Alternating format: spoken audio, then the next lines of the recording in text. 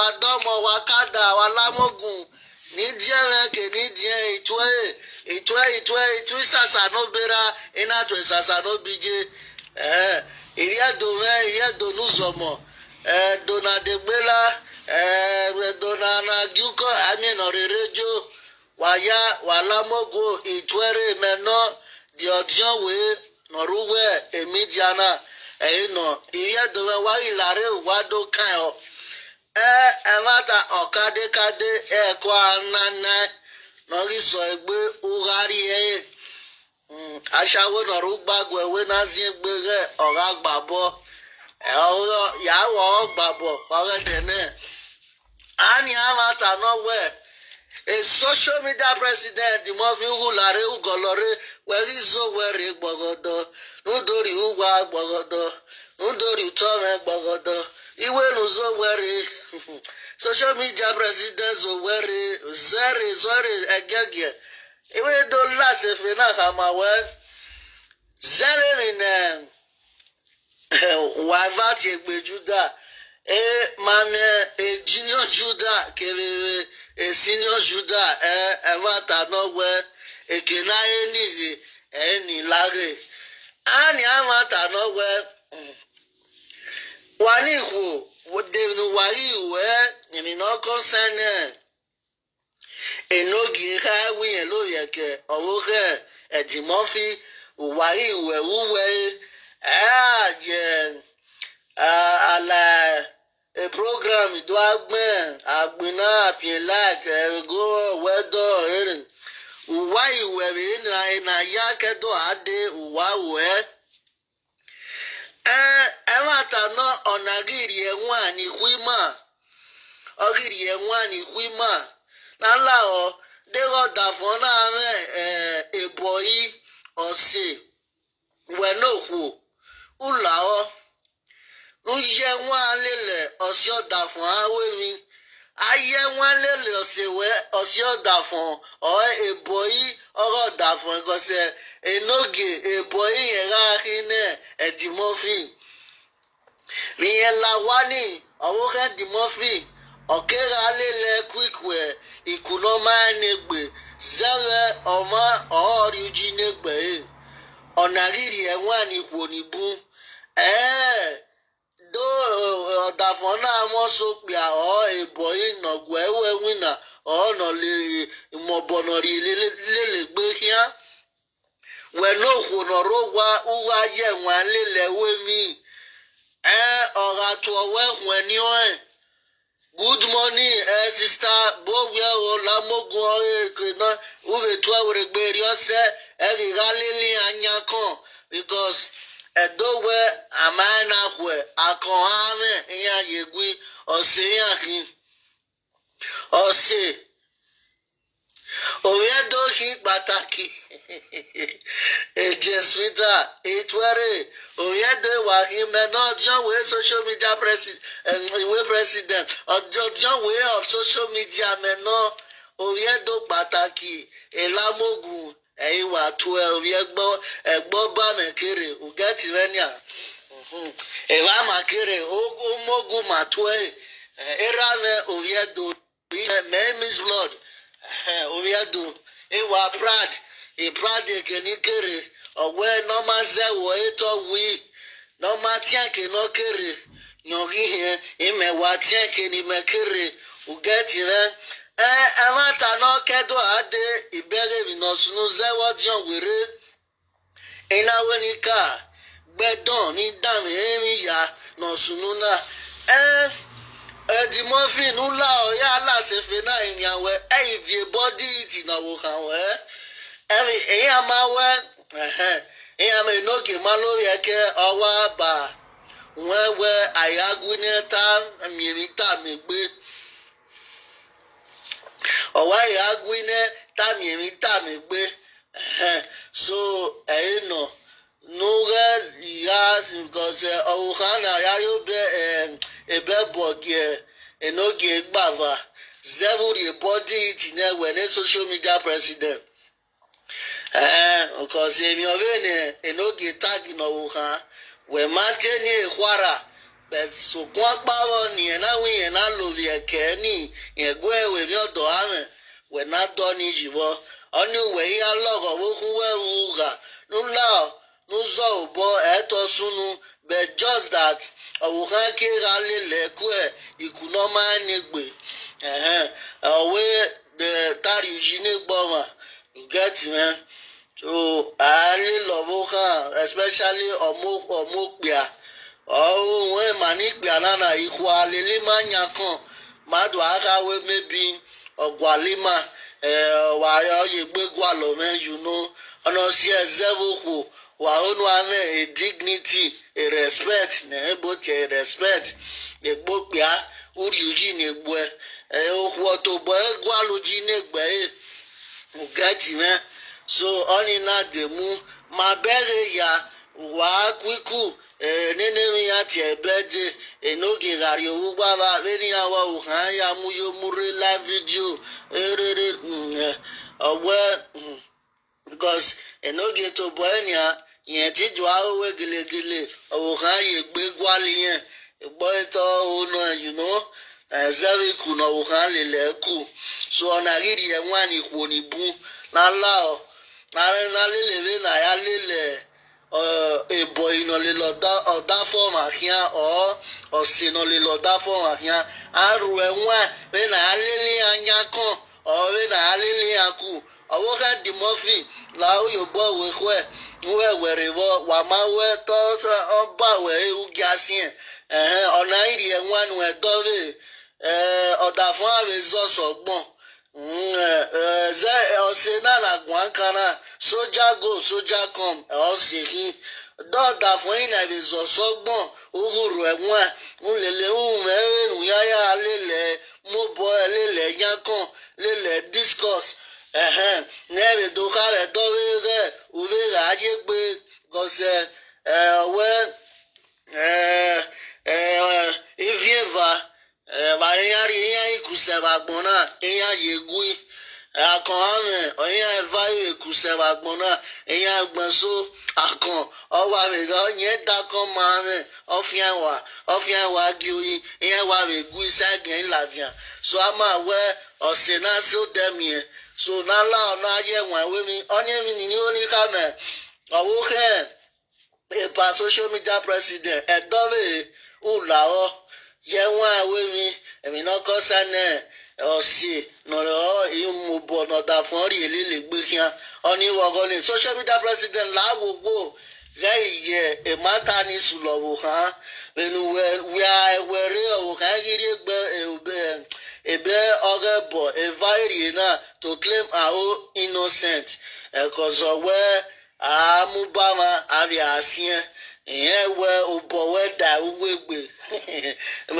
ìgbé àmàyàhín màá rìnà ya díẹ̀ kọsẹ èmi ní kẹ́hìnì n'oge ta wẹ̀ má tiẹ̀ ìkwara ẹni máa mú bọ́ flinkwe bẹ̀zẹ̀rẹ̀ ẹ̀nọ́gè wíyẹn ẹ̀yúwẹ̀ àdúgbò bàbá wúwẹ̀ níyẹn jọ ẹ̀nẹ́ ọ̀nìwẹ̀rí wẹ̀yàn sọ ọ̀yẹ̀ wẹ̀ ìjọ ayé panike ya wọ́rọ̀ okun wẹ̀wù gà ẹ̀ma tànú wẹ̀tsọ́ ṣùnà ọ̀yọ̀ yẹrẹ tó yá ó nìyẹn sí ẹ̀mú yòó rè so ọ̀nìwọ̀wọ̀ ni nula social media president kéré wọ́n má súnú jọ̀wọ́ kan yìí mi náà súnú mẹ́ èyí fún ìrí àgbọ̀n wọ́n má súnú yìí mà nígbà èjè wọ́n má lè kó hàn má dùn àkàwẹ́ ọtẹyẹ gbé gwalima èrè màtá ọní òkú náà máa ń rí yújí ní gbẹ ọlọsẹ ọkẹkẹ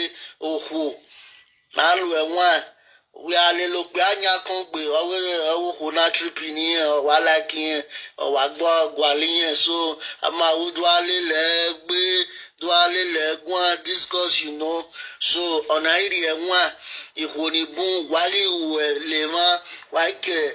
Saga ware media wawe miwo enu wadwa wawe miwo kekenu wawe miwo oni wogoni oni na adefie obogba ehwa ta no we sorry ka we social media president we eretuladian nuna do agbe vini mi ye gbe do abanu agbe re social media you reduce a depression or ikhoni worry you no enter ikhoni bun ti ewe lare e ma ya ni ko popo lele ya se gbe ni ga re bible ni bun Iyama said that Venusa teta ogure nwa. Iya ni tani ni buwo a single mother yahi a so full of dafiya fwa. Esuwo iya be moto wa elogo wasane ayo wasane koko na yo when iya we gyo dafiya no vini mi egbe no laja no do agbe no ya reduce depression ogiko nana mi ogiko pa me depression ipi aye wa depression o yari a therapist or uri ukun emiro e bita lafiro manave comedian Eddie Murphy where we are swan show banana mu we show do wash well so go wala internet free ya wa ko wa wash well ya gbobo yo we no la o we lu enwa jere umemo uname ere mohin. You have 5 children. Remember tomorrow. Emi ya na hu edene. Ya ma odao. So wa ige wa we mi awe aya titine aya momone ara ye wa we mi. Oni wogo ni egi kwa ya pe we ye wowo. Wa we yo toji agogo iya modo iya meten we ni awe. In fact, we so ya to be a Latin. Oh, ni we no where we have a vinay phone with Latin. Why depression ya repa so only wagoni no lao why one way oh a Samson oh yari wa ti name manibune ni ho ikosi obo koto ase gbadam get dani majibete na so ruwenwa megbehu oni eyan gba we ni ka mo we ruwenwa megbehu omo ko wa memo so ayeno avenu ni ojenoje oveje no da oni wogoni amata no ayi ti egume eru wala uwa olane uwa egolane eru wala ewuwa egolane anya eriwa wase ubere owe àwọn titi ne aye nwa wemi amego ne abi aye nwa wemi wene aberu wala gbogbo abiyan iviedo sere ladian do ahawe emaya ni pomo ni redo avian gboto opoma no mamuji negbe we uva gbo ewo to we ego pomo we ewe mi na do ya mu egbo to uri uji negbo so oni wogoni awo pomo tan ni ro eyawe na kin uberi yan awo pomo wa redo yan redo awo pomo to ya pomo opema ema yan wa redo ni ma enu saji osawa yugwegwe ma wa ni make yan with their own blood and they are successful awo pema na ni kawe gie mame ni do afi kwego be webo wa giyan e Monica owe ihu ewe ni no wa tagba why na me we okpe ara fi ohwego wayara go wala dia omugo no gbia of here you go say no to scam say no to scam ne Monica wadona watie le Monica do watie ne Monica do scam ne Monica do watie ne Monica na wa like ya ogave share nation ọ̀làkí àfìọ̀mọ̀bọ òkùnọ̀rọ̀ wọ́sùwọ̀ ọ̀làkí àfìọ̀mọ̀bọ ekiru wà lágwe Monica ọ̀rẹ́ skimi ya gwe ọ̀rẹ́ dopa ọ̀gwe in fact ìyẹn bùn nọ̀ya threatening ya nọ̀ya blackmail ya nọ̀ya miyago umana rí ẹ̀rí ego ni nọ̀nà umarere ekiawe ni ìgbèlẹ̀ yìí ẹ̀ ìgbàlẹ̀fẹ́ àkáǹtì àgbẹ̀ yìí ẹ̀ destiny mari ẹ̀ ọ̀nà gbọ́gẹ́ destiny yìí ẹ̀ cause destiny ma comply ọ̀nà gbọ́gẹ́ destiny ọ̀nà gbẹ̀ yìí ẹ̀ okay now a scammy rẹ̀ sọ ni à òkò ní wúwá ọ̀ scammy pìánà o with their nakedness. Ndị hụni aka friend ọrụ send the nakedness ya gị wee zewo hụ nọrọ ụgwọ zụọ kọsọ ọgwọ dọ ya gị ọgọ zụọ nọrọ ya gwaje Monica ọgwọ dọ weje ụgwọ zụọ ọna the reason why gbenso ihuedo nibunata igbedo ihe ma romantic ihe ma gania abrusi romantic this the romantic result ni agwalo cause ya agwali vie gon ni ya we mi no manya ya ganya ya we mi no makia so that the man ti gun agwan gena ya ni uge lolo uge Monica giyan va ọpa mari ovi san ọpa mari ovi gbo noviedo nọga teke nọsensi na obi ya ẹrọ nìyà ẹrọ àgbọn náà ẹbí kẹrin mi dé ẹtẹrọ o ọ̀rọ̀ ẹwẹ ẹmínú mẹmíẹ òun ẹwù mẹrin kí a ṣe wa ọ̀rọ̀ bẹt ọmọdé ìzì mànígbẹdọ màmúbọ màtìrìmí you know so ọ̀nìyàn bolofua ìwé nínú wa a scam ní Monica unania wàátí ọ̀nà wàmágùn kan nọ̀nà ìhò ní wúwà wàágùn kan yàmíẹ́rọ gbìà ọ̀víhu uwe ọ̀ríhù wọ́n bọ́ ìhò na ẹ̀wọ̀n ẹ̀dó state òpè àpáná ìfìwé àwọn bọ̀bánìà yàá skámìà yàá míyàró wàrà hàn wá yá ìdánladìá rẹ kí ẹ wá sùn átà lọ say no to scam say no to scam ní Monica wà dókẹ́dọ́ àdé nìyẹn wà dó wégbè nìyẹn wà mẹ́ memory card nọ́ọ̀fì àrékè ṣẹ̀ṣẹ̀ gẹ̀ nọ́ọ̀fì ẹ̀yìn nọ̀yà blackmail nìyà nọ̀yà threatening ya wọ́sẹ̀ ní irú wà lámánẹ́tì tiẹ̀ zọ nọ́mánẹ́tì gbẹ̀gbọ̀n èkì ààrẹ ọ̀gbọ́ ẹ̀rẹ̀ fún èkì ààrẹ gbọ́ ẹ̀.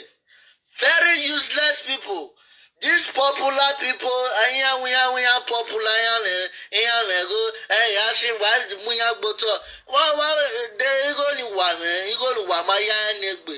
Wagiyan eskimiyan edonrishi eruwala toba nọgba ọdún way of name what digolu wa ikhwania at the end okunoro wodo oyu wa wewa okura iwa finish live video wa atie and wana be yen woro wozo wá tiẹ̀ wá ya wá tà sí èrè ọ̀wà náà èrè àkáǹtì wẹ́rẹ́ this my number I will recommend you dire ìgbẹ́ ìwẹ̀ kíáwùgé máa and these people yàwùyàwù kò wá bẹ́ẹ̀rì yàn kéèdàmẹ́ ẹ̀dọ́gba wẹ̀nà bí organization láwọ́ ẹ̀dọ́gba ẹ̀lẹ́ ìlọ́lọ́ta ọ̀wọ́rẹ́rù wà láàfo owo ahia iso boyi mbere wa organize we gbe organize edo culture show because we ma clean and we done where we behind door we only road was war which is very bad we gbe la the man we organize we ti organize but vivie do yeva weti ya vivi gbo ya mwe flavor mwe timaya ya ochowe because you have a bad reputation. You have a bad reputation. Have a popular demand. Beg what? By where phone ya? Monica auto farm awo gbudu niro awo gbudu igbudu gbosa obwa igbudu na winyere mu eni redo ni ware do gbe centro ni riare mama ni riare okay now why I blame Okoni no we go then don rishi this is the reason why ego na mahwanse na masofaji eriola. Nobody should blame anybody. That is just it. Igoni has gone. Many women are passing through the same thing. Abige mama enyash. Okona no gwa. Igo ya no win emune don rishi. Igo ya no win eze. Why no a complaint nona wuna. Eke nona we cleaning job. Ekenola we onise dede onise janwa no re wishe ekenola wina nona migoni we no pay the receipt a tax no pay de igo ni jenu ewe bomanya na mwedorichi omwe yega so emani kwe kwingoni ave unwami kwima innocent girls no waya kwingoni eso epa wa gbo koko wari duwe wari wa mwe kankania wa weli ya swe soto wa mwe kankania wa weli ya swe soto ihu ni bunwe webo na otu koko iriyan ko otu koko do kano sie so egbega balia etu koko do deba otu no sa baja niye otu eva yin ọ̀nà sí èmi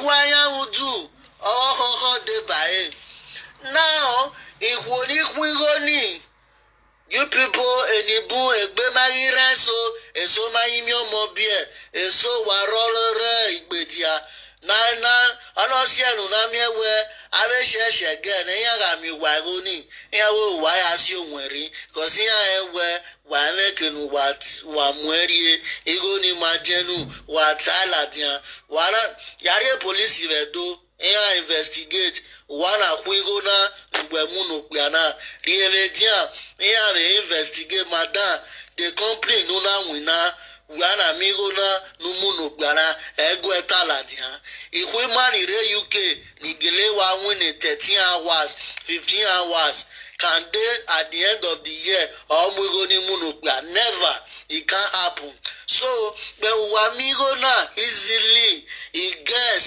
nùwàrà akúrẹ́ èso 50 girls 70 girls ẹnà wúyẹsẹ ẹnà ròdẹ wàrà transported girls ilé ya nùwàyà these are the money nùwàrà amúnógbà wàhẹ́ dùn àsóládìá ẹ ìwòlìmọ̀ ọ̀nà sóládìá òhùnà wé cleaning job yàmúgò nùgbà òhùnà kí ó ní sẹ́ẹ̀ èjìyàn wá yàmúgò nùgbà then ogbani na gbeyo odo so ladian ovi receipt ladian yekeni na wuna ma adam yo are mama nyash ebo mugo no ukpo ebo na mu 30,000 when I munokbia ogba igbo eyo ne wedo aso no we don't want to hear that only na bolofua so Monica wese why you care black men Ave shege, ave popular demand, ni popular ye kwa. Webo wana popular. No wa do eru wala. Iwe ni kama we no gba ya tie bo, owe no ma tie bo. Yuki.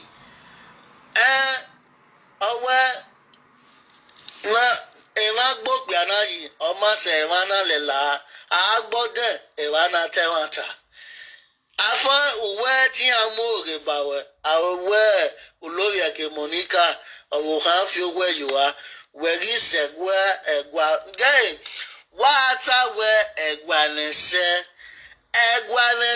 yes so kwapa no ya o segwa egba na eme no man diana emo bina eme no man really omeri ayagi egbe na makeke no segwa omakeke no dem se onuru egeti ni ama weto lawe eme no makia na ki ekie mame raiwa gie mame eme kiawe ewa ya no so eme bu we eme na ya John maso ve gwaninia eme soro na ya ta ukponode a suspended atamia wa de so January next year eme roto eme buoto na eta eki inyo wege normal mana no wa do ve webo wa ya muje gwani wala o kave ni regwa wala wo wakada ituwa meno jon we social media la o eme akewe bore waga ya mi ya kewa ni kin ni real live video ni red ni warewa ya ti waga imu wa de mu wa mu ko yan wa gun yan gwan cause we wa mu yan record wa and it's a very big big shame to us. So especially at the Murphy, Mama Gladys, Yaniwa Vefoya recording. Why my phone? Why don't talk to anybody? Imagine if you go read those states, you are. Then, for example,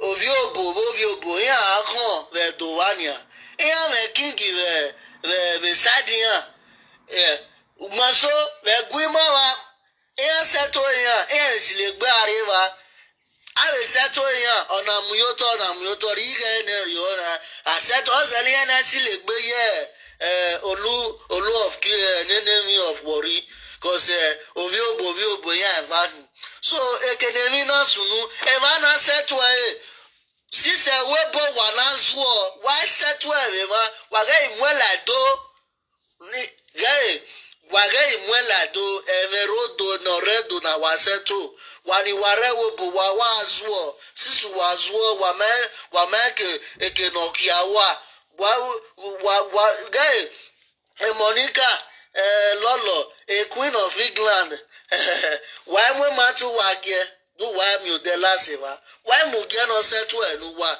ever was stage why prime minister why Okomu why Miya why settle a court river don't know when we are tears of a court then why do I assist you do egwanese ogu wanese gwa la why dole anya me don tif wa nuwa egbogu wana ele in fact omaka ke no de la gate na ma we to la we it's a big mistake okay ka boda we gbe na like why odare agwa kana ni yonyo inwi this in fact eru wala la ido inyawe awe mi danu the social media me lagwa lawo egwa magiwa ni wajena wadu amu magboto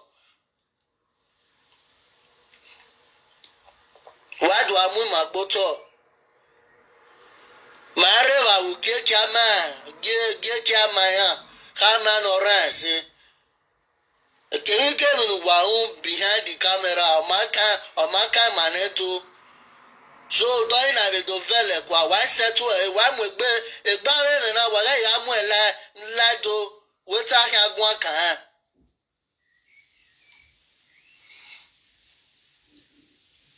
redo amaghị egwa ka emenọrụtọ ni redo owo wa no unyaga wedia ọgwụwa wa wedo ayo ọgwụwa disturbedo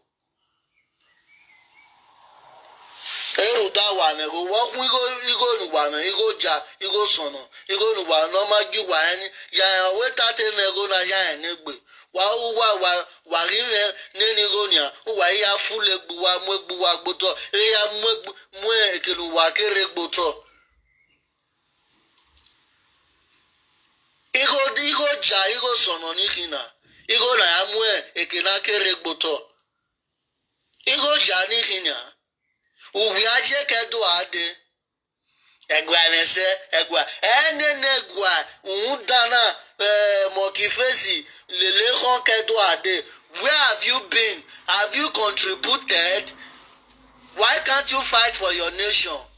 Como e video ka umau igo maze emenunu umazi gya umagbigiawe umaze emenunu adere nene kingdom ayi hu wekian common social media ana hu wekian una rule ari egwa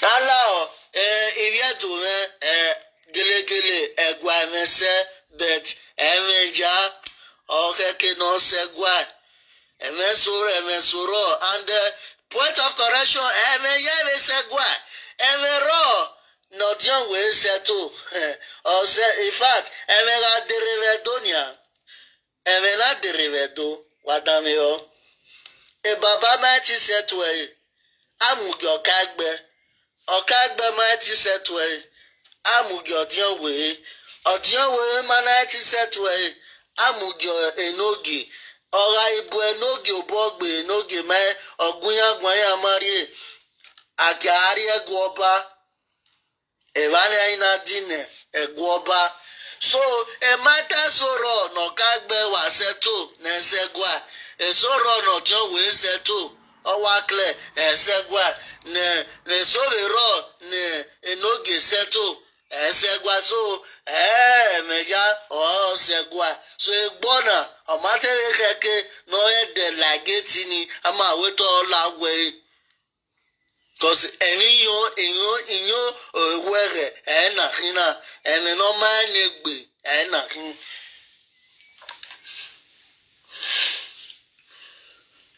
wole sevania umanwa aha woke uloye ke Monica obuhaya very clear emana ya accuse me o ya gelelo ye ke Monica obuhaya umegbo uti eboyo umugbegbe umugbo ha imalo yake Monica ohare mare emano ri accuse we uti eboyo umugbian ofo dadora ari owa de na de tiona do asieme oye na ikiari lalagbo oye do na do no does a maturity market ware at all market ware iwe ni ka maweru wala lawowo ewo pa yedo no mego do amego ogweno is your pocket. Don't use it to intimidate anybody edo yamwe ekeli makere gboto lawowo igonu me mo is your own pocket mo ni gbo and Amwero Bajowa, my guy, use your brain. So, only one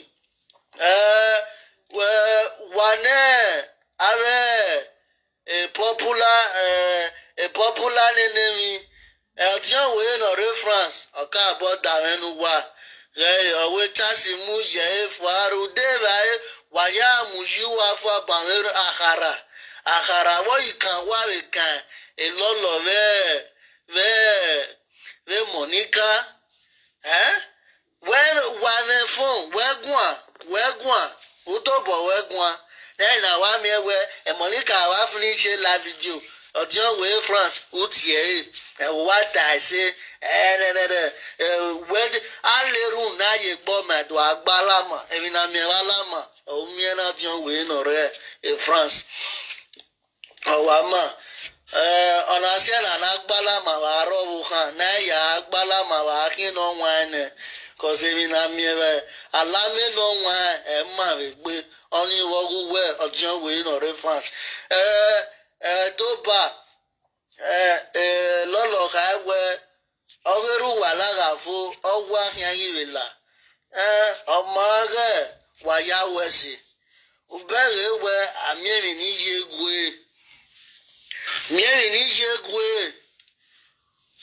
You people have Warobademe good record. Why I know who Wamego, you Wamego, Ave Manimego, Kaduri. No good reputation, no good record. You go wow, but the record do Wama, or you selesele. Obey. So, Marema, Mami Dami, Lolo Lao Gyoboke, we need every information what that Edoba did behind the camera. You come out and tell us. That is for that. Then what Makenuke don una we rishire otewe owe awona igaya waena efela your boss yae no. You were born naked and you are also going back nakedness.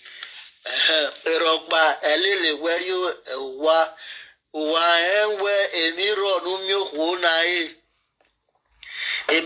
by this trick or stealing or in any way where igoni ekenona migoni etove genu the result hina enye be miena igoni cause emanye ya kwegoni you enslave people to Edimofi unagbina no kuna we manu ekenona migo human trafficking no worry day against the human trafficking. Are you not fighting for human trafficking? Now a human trafficking does so my way yari go while I do agbinane. Those are the people. I do I hear kill one mama Ruda Wale Dorishi Waho do you are now fighting against what you are against. So why wow? This is the real human trafficking. One amigo, the company nuna. Madam, are you a cleaner wera here abi wera he only said the day he only said Jama when amigo numune Dorichi ewe kama we luenwa David Ro dwale we osunu amami ogba ami obu gwalo no, we compensated the woman, a compensation, so try and compensate the woman. That is that. Only your body tita, you way or only. It's not that I'm supporting control or that you will go no back. In a way, you go ni man clean or man clean. A can go ni kede or man genu. A guess or quingoni. A guess here quingoni. You people today, what my guaca guess in you.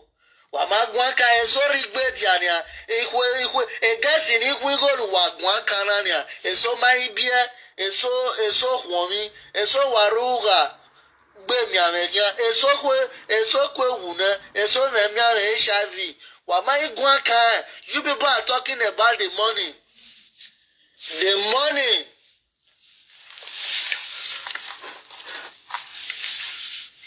Osano wa. Wana valo ego se omanagmo. Osano wa. When odwa so yemigo. Ekwemu we na. Okay.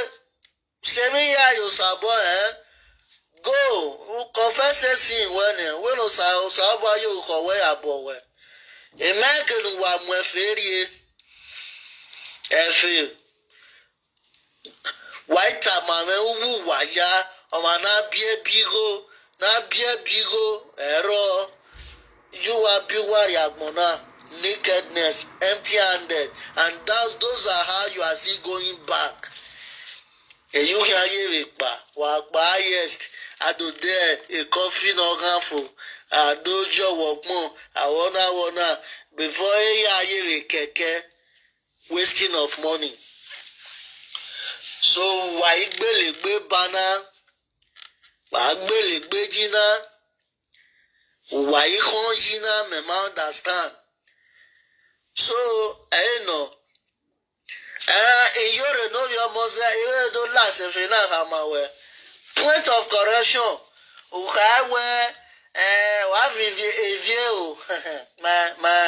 my sister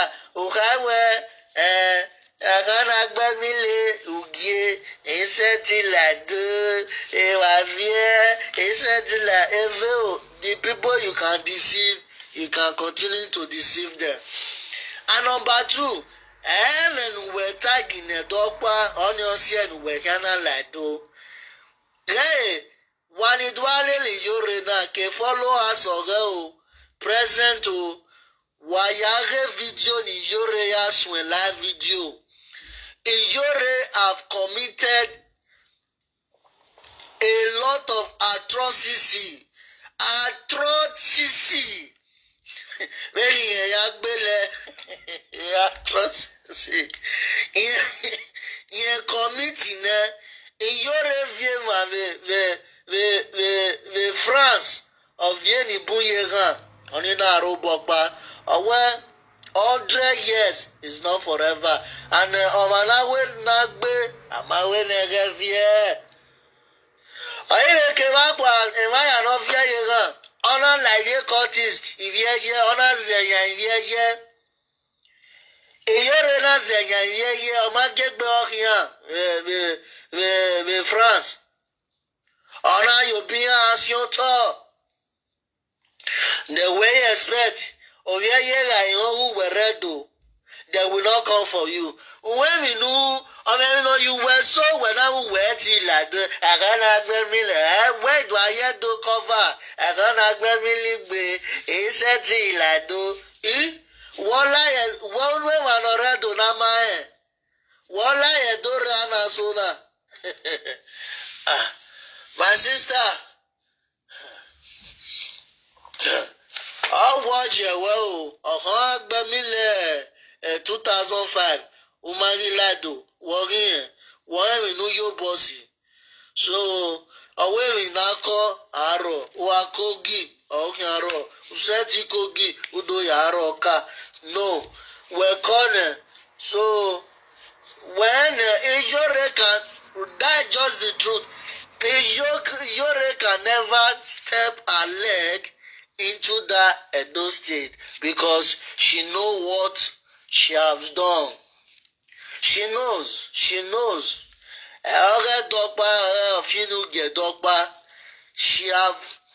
have many issues with individuals.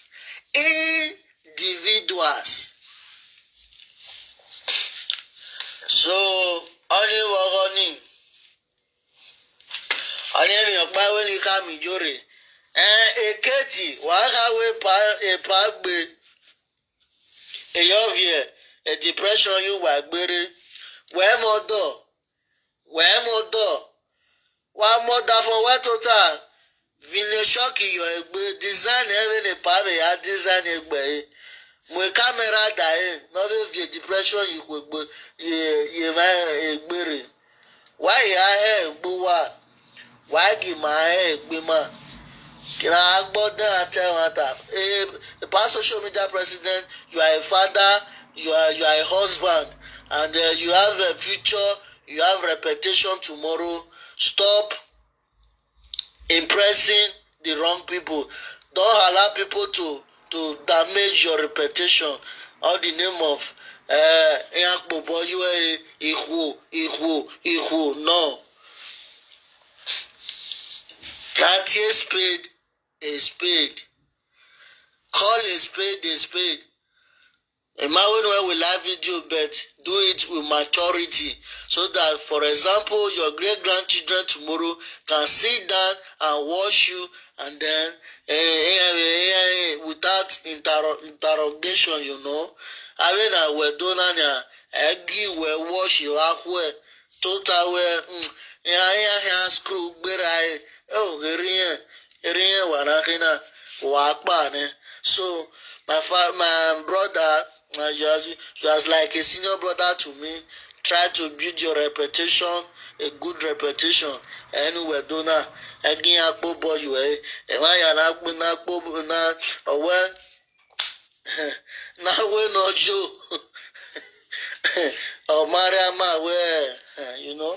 So only mata no nogi nogi adio wa igu we gwana nogi enogie awuwe the junior Judah Judah the carols whenever senior ne ogawe ubere ona ma wina guefu ne ebo ilile oile gagbina oile gas ve salobua enogie nla wa ye wan we we ayatiti ne aye wan we aye wan we ege e kolasi abo ye emi no mark yan emi no we wa dari na we a social media president ka we oha mi vieva oni emi no we wa dari no yawe mu my dear brother forget Sonia we ohuno ama oge owekia. Then so what is the name? You cannot hide it forever. According to God will, to Yahweh will. So there's no way Nuhaya hide there. To Yahweh show. So no say yana hawa okuno ama owekia ni amaniro we dia wekia ya oye dolunuji. Ohuya we are very pregnant woman where we kill a corner carry. You know, so where so do I? A tamangani tamawe, know. So when you tag when I tagging, you only hold 2 points. You said that they said your wife took the pregnancy, the false pregnancy to road work. If it is true or not, you leave everything for God. The second one, you said a man said that your wife is pregnant, has a twin, so because he leaked it out, you not go angry about it. Forget about that. Money here go with the Tory, so where ama uho then we so do I my brother then nala wa make a pics otia wa igu we gwana enoge otia we go gwana so imawe no we regbe boy a godfather we or a master we point of correction how we master godfather is your master your man we winner. Just where my freedom and we are it where ya udo man not estimating where no do way freedom all I can we freedom a burger I gbina okay so we do way freedom a burger. It's not your godfather, it's your master, your man we winner. And the Murphy a video no weather Eddie Murphy, you are just a master. When my man is winner, a video no whether mevia,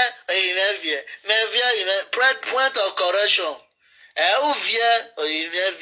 Uvia a boy one man you're a winner. One man you're a winner.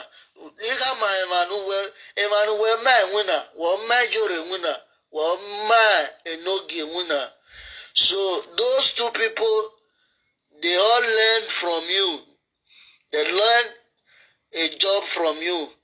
So wait till and then you freedom give my okay, I freedom you boy. Hello, that mevia. No, mevia boy mevia. Correct boy, we go with video at the muffin.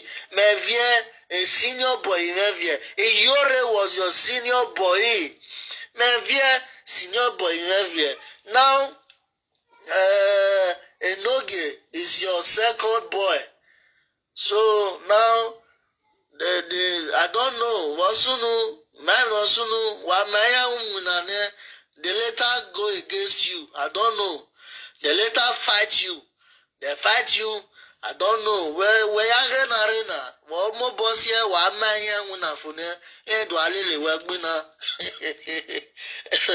This is a prayer point. Saobo ni my a boy winner for ne adwa lili mahon. Anyone wari on a prayer point in idiot you talk. Not law, kewa no imana winane wari a prayer point na waga leru yo. Any man and winner for ne, not do lili meko. A man and winner, nari any man and winner ne, moido lili con media. So on Emma, I not buy ye. So at the muffin, you raise your senior boy. That is why he pay homage for you another 1 million where. I think one day Enoge will also pay homage for you, Zimbabwe. Eriano Aji Yore Wawe today, whatever settle. Whatever settle another pay homage Gwezeve or Ganoma and winner. Enoge will do more, but it will do more than that. So where's Zimbori Dodo? Igbalegbe, Orie, Ikbekere. So where's Zimbabwe? Where worry? Ekita where? Oh, here is Zimbabwe. Where we marry, you know. So anyway, come one. Wala waye one with me. Wa atitine aye one with me. Wo. Mareva manodion we maguwa madame uwa emeno kuwa nuladia emahaya judge wa. We judge you people by the words of your mouth. So wa reme u wa ya wesi iruwa yawe ladia edokpa wedogu wagun ere pe ni ladian se inawe na temi se doe idogu wagun. Nula social media president Zowu Hamboe Kwais Elisole Uga Enoge Mawe Nula Onege Iwegbere Yari the third one. Mawe CIA Elisole get a Uga. Social media president 1 year. Wa Agwine Minata Megbe. So I believe that is why Enoge said that word. And then I will also from here advise our women, mind the way you play with your husband, a friend or husband boy, a boy. Mind the way you play with him. Mind the way you, in fact, smile, nyakon with him. Mind what you did with him. Mind the way you go close to him. Tomorrow, he will use it against you. Women, I'm here to advise you. If your husband, what have you learned from this issue on ground that the Noge said he has slept with a power wife? What have you learned as a woman? You should have to know. Stay clear from your husband friend. Stay clear from your husband boy. Piano. On erection. Hey, Galile Nyakon. Hey, Rasi Koi. Ogari Uwa, Koista. Bukia. Otwe is okay. Have a limit. Respect yourself. Have a dignity as a woman. So that tomorrow, Jinya water for Ngiku. Emi mi tayo egbe. Emi mi tayo egbe. Zewo. Na hekenu wawe. Every saga yani roto na wawe mi uwe. You people should learn something. La ni comment. I comment.